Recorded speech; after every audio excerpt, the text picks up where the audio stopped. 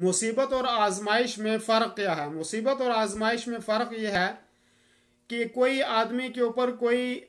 इब्तिला आई और उस इब्तिला के बाद आदमी की ज़िंदगी बदल गई। मिसाल के तौर पे किसी को कोई परेशानी लाहिक हो गई है, तो अब उस परेशानी के बाद उसकी ज़िंदगी पहले से अच्छी गुजर रही है। आप समझें कि ये उसके लिए आजमाइश है, क्योंकि इसकी ज़िंदगी में तब्दीली आ रही है, इसकी ज़िंदगी जो है वो बदल रही है। और अगर कोई आदमी पहले भी वैसे था और उसके बाद भी वैसा है मुसीबत आने के, तो आप ये समझें कि इसके लिए ये मुसीबत है, इसलिए कि इसकी ज़िंदगी में कोई तगय्युर और तब्दीली नहीं आई। मैं अर्ज कर रहा था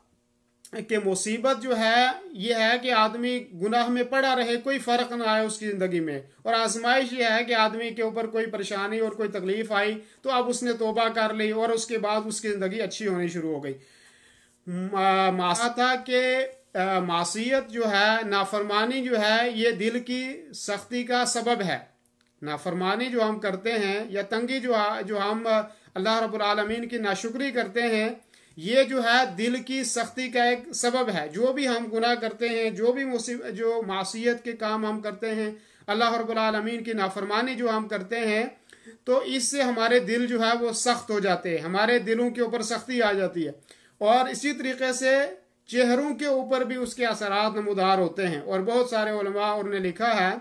कि मुसीबत के असरात चेहरे के ऊपर भी आते हैं और इंसान का चेहरा भी जो है उससे स्याह हो जाता है। और यहाँ तक कि कहते हैं कि मासियत से और गुनाह से जो है वो रिज्क के अंदर बरकत जो है वो ख़त्म हो जाती है। और जो रिज्क में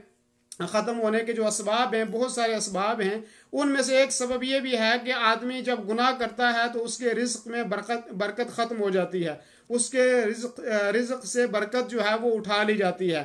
तो आप देखेंगे, और अगर आप जो है तो थोड़ी सी आप कुरान करीम का मुताला करेंगे, तो कुरान करीम में आप हज़रत आदम अलैहिस्सलाम से लेकर हज़रत नूह अलैहिस्सलाम के दौर को आप देखेंगे, और उसके बाद हज़रत नूह अलैहिस्सलाम की कौम के साथ जो हुआ वो आप देखेंगे, आद और समूद के साथ जो हुआ वो आप देखेंगे। और इसी तरीके से जो है आप और जो है कोई जो कौमें देख लें, जहाँ आप शैतान का हाल देख लें कि शैतान अल्लाह की रहमत में रहता था, अल्लाह की सारे इनामात उसके ऊपर थे। तो ये सारे जितने भी इससे पहले लोगों पर आज़ाब आए हैं, जो पहले लोगों पर तकलीफ़ें आई हैं, जो पहले लोगों पर मसाइब आए हैं, जो पहले लोगों पर आलाम आए हैं, उनका एक ही सबब था, अला वहिय ज़ुनूब वल मआसी, वो गुनाह और मासियत ही थी कि जिनकी वजह से ये सारे पहली उम्मतों पर आज़ाब आए हैं।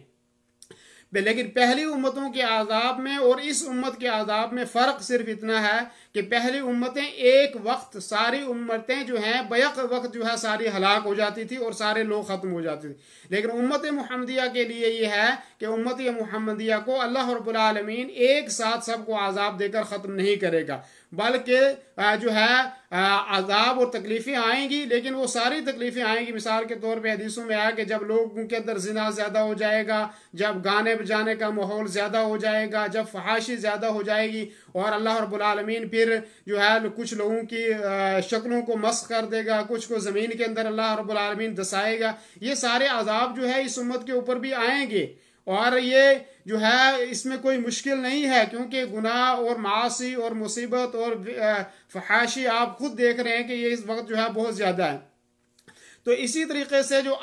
के गुनाहों के असरात होते हैं, और गुनाह जो है जहाँ पे गुनाह होते हैं उस ज़मीन पर भी उसके असर होते हैं, असरात होते हैं, उन इंसानों के ऊपर की भी उसके असरात मुरतब होते हैं। जैसे कि आपने पहली कौमों को देखा कि जो पहली कौमें हलाक हुई हैं, तो आपने उन जगहों पे आज भी देखा कि उसके असरात नमूदार हैं, ठीक है नहीं, वो कौमें ख़त्म हो गई और उन्होंने अल्लाह रब्बुल आलमीन की नाफरमानी की, लेकिन ये है कि उसके असरात आज तक भी मौजूद हैं। तो अल्लाह रब्बुल आलमीन गुनाहों से हमारी हिफाजत फरमाए।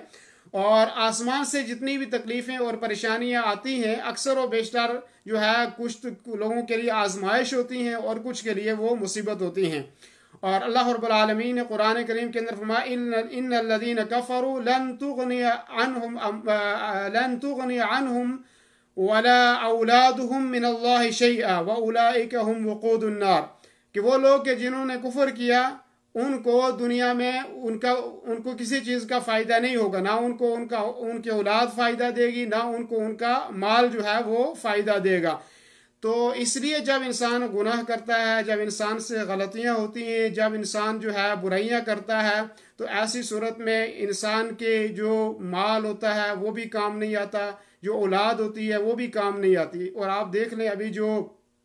کرونا وائرس ہے، آپ اس میں دیکھ لیں کہ وہی صورتحال ہے، اور نہ تو اولاد ہے آدمی کی، وہ اولاد اور رشتہ دار بھی کام نہیں آ رہے۔ آپ دیکھ رہے ہیں جہاں پہ جنازے ہو رہے ہیں، اور کیسے جنازے جو ہیں الگ الگ لوگ پڑھ رہے ہیں، دور دور ہو کے پڑھ رہے ہیں، بلکہ جنازوں میں جو ہے وہ شرکت نہیں کرنے دی جا رہی۔ تو آپ دیکھیں گے کہ یہ ایک سبب ہے کہ کوئی آدمی جو ہے ان سے نہیں مل سکتا، نہ اولاد ان کو فائدہ دے سکتی ہے، مال بھی لوگوں کے پاس ہے، پیسہ بھی بہت سارے لوگوں کے پاس ہے۔ اگر کوئی اور بیماری ہوتی، دل کی بیماری ہوتی یا آپریشن کا مسئلہ ہوتا، تو لوگ شاید 2 لاکھ 5 لاکھ 10 لاکھ روپے دے کر بھی اس بیماری کا حل ڈھونڈ لیتے، لیکن اللہ رب العالمین نے ایک یہ بیماری ایسی لائی ہے کہ اس کا علاج ہی کوئی نہیں ہے، ٹھیک ہے۔ تو نہ یہاں پہ جب گناہ کے بعد آدمی کا نہ مال کام آتا ہے، نہ اولاد کام آتی ہے۔ تو اللہ رب العالمین جو ہے ہماری حفاظت فرمائے۔ اور جیسے کہ آپ نے دیکھا فرعون کے اوپر بھی اللہ رب العالمین نے، جب فرعون کی سرکشی عام ہو گئی تھی، جب فرعون جو ہے بہت زیادہ اس نے اللہ کی ناشکری کی، تو اللہ رب العالمین نے پھر اس کو بھی عذاب دیا، ٹھیک ہے۔ اور اس کا سبب یہ تھا اس کو عذاب دینے کا کہ اس نے اللہ رب العالمین کی ناشکری کی، اللہ رب العالمین کی آیتوں کو اس نے جھٹلایا، تو پھر اللہ رب العالمین نے اس کو جو ہے اپنے عذاب کے اندر گرفتار کیا، اور یہی اس کا نتیجہ تھا کہ وہ جو ہے آج تک وہ ہمارے لیے نشان عبرت ہے، اور ہم اس کو دیکھ کر جو ہے وہ سبق حاصل کرتے ہیں۔ قارون کا آپ نے حال دیکھا کہ قارون نے جب مال کے اوپر گھمنڈ کیا، اور جب کہا کہ میرے پاس تو بہت مال ہے، میرے پاس بہت دولت ہے،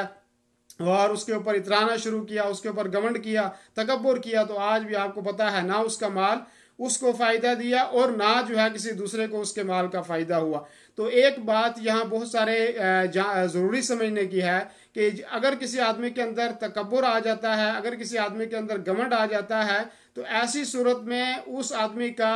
مال اور اس آدمی کی اولاد کوئی چیز دوسرے کو بھی فائدہ، نہ اس کو فائدہ دیتی ہے نہ دوسرے کو۔ جیسے کہ قارون کے پاس تو مال بہت تھا، لیکن اس نے جو گھمنڈ کیا، جو اس نے اکڑ کی، تو اس کی وجہ سے اس کو بھی کوئی فائدہ نہیں ہوا، اور نہ اس کے مال سے دوسروں کو بھی کوئی فائدہ نہیں ہوا، کیونکہ اس کے مال کے ساتھ اس کو زمین میں دسا دیا گیا۔